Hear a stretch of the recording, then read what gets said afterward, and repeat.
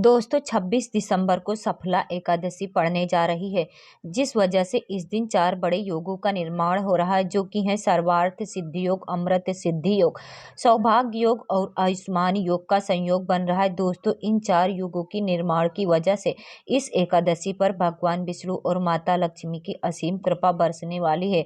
और अगर इस दिन चुपचाप किसी को बिना बताए गौ माता को ये एक चीज खिला देते हैं तो आपकी सभी समस्याओं का हल संपूर्ण रूप से हो जाएगा। दोस्तों एक साल में करीब 24 एकादशी पड़ती है और 26 दिसंबर 2024 को पड़ने वाली सफला एकादशी सभी एकादशी में सबसे बड़ी मानी जाती है।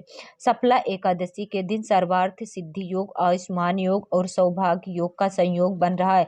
शास्त्रों के अनुसार सौभाग्य योग में धन लाभ होने से तिगुना फायदा मिलता है।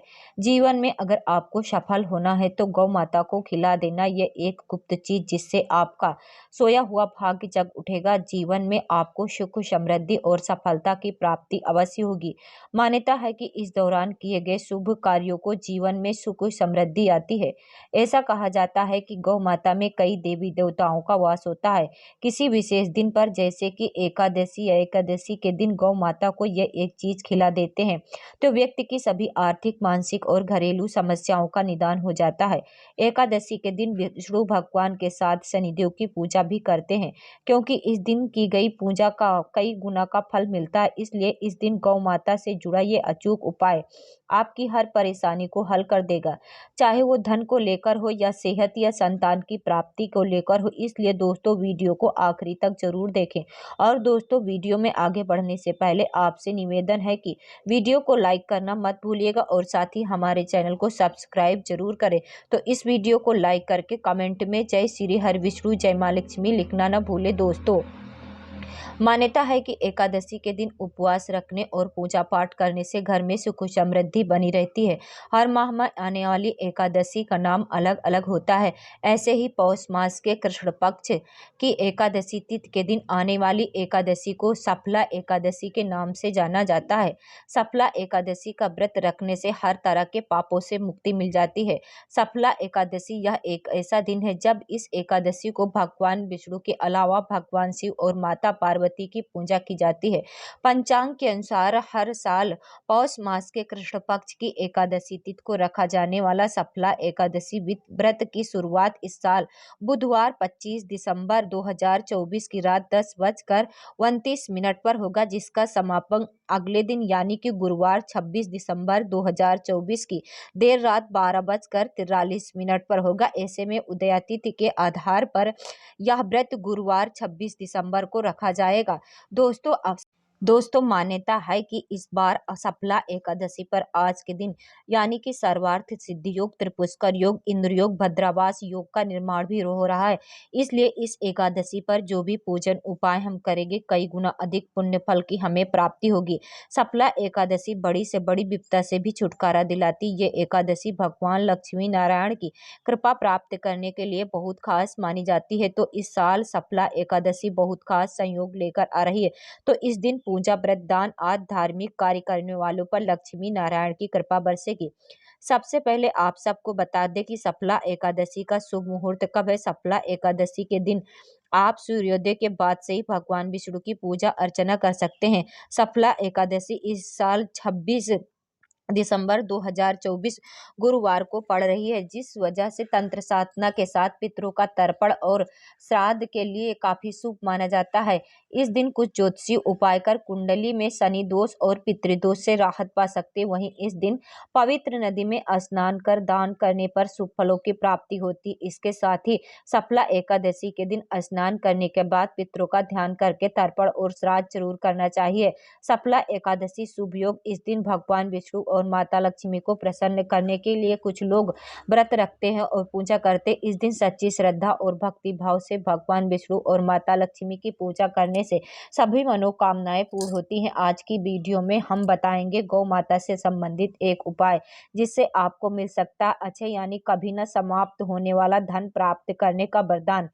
अगर हिंदू धर्म की माने तो ऐसी मान्यता है कि गाय की सेवा अगर निस्वार्थ भाव से की जाए तो घर में लक्ष्मी का वास होता है। वैसे तो युगों से चला आ रहा है कि गाय को हम कुछ न कुछ खिलाते जरूर है। गाय को सनातन धर्म में लक्ष्मी स्वरूप भी माना गया है।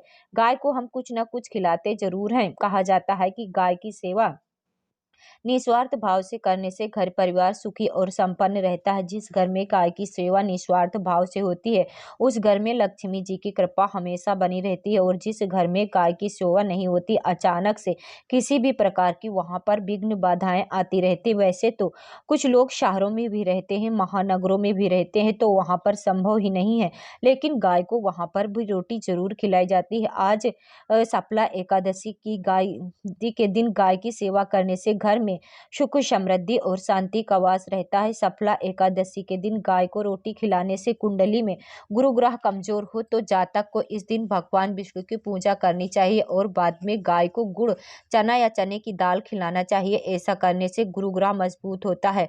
सुख गुरु सुख सौभाग्य और खुशहाल दाम्पत्य जीवन देता है। विवाह में आ रही बाधाओं को दूर करता है। टाट अगर आपका भाग्य साथ नहीं दे रहा तो एकादशी के दिन वह व्यक्ति आपने हाथ में गुड़ रखकर गाय को खिलाए तो गाय की जीभ से हथेली चाटने पर भाग्य जग जाता है। गाय की पूजा करने से नवग्रह शांत रहते हैं। दोस्तों, गाय के अंदर 33 कोटि देवी देवताओं का निवास माना जाता है। तो आप सुबह जो पहली रोटी बनती है वो अगर गाय को खिलाते हैं तो 33 कोटि देवी देवताओं का आशीर्वाद मिलता है। गाय को गुरु के साथ जोड़ा गया, यानी गुरु ग्रह के साथ, बृहस्पति ग्रह के साथ, इसलिए गुरुवार के दिन गाय को रोटी एक चुटकी हल्दी डाल करके खिलाए तो सुख संपत्ति धन ऐश्वर्य बढ़ता है। दुष्ट ग्रह शांत हो जाते। मानसिक रूप से परेशान है तो गाय को रोटी पर थोड़ा सा गुड़ रखकर खिलाएं तो सकारात्मक ऊर्जा आती है, टेंशन खत्म होता है, स्वास्थ्य अच्छा रहता है। अगर आपको लगता है कि आपके सभी ग्रह खराब है तो ऐसे में गाय को पहली रोटी रोज खिलाएं, सभी ग्रह धीरे धीरे शुभ हो जाएंगे। कभी कभी जीवन में लंबे समय से कोई शुभ मंगल कार्य नहीं हो रहे होते, तब ऐसे में आप गाय को रोटी खिलाएं। गाय के मस्तक को छूकर अपनी मन्नत कहे, प्रणाम करें, पैर छुएं तो आपकी मन्नत जरूर पूरी होगी। दोस्तों, इस दिन गाय को हरी घास या पालक साग अवश्य खिलाना चाहिए। ऐसा करने से ग्रह दोष पीड़ा भी दूर होती है, लेकिन ध्यान रखिए कि गाय को घास और हरा पालक आप कम से कम 3 महीने तक अवश्य खिलाएं। इसके बाद आपको फल मिलना शुरू हो जाएगा।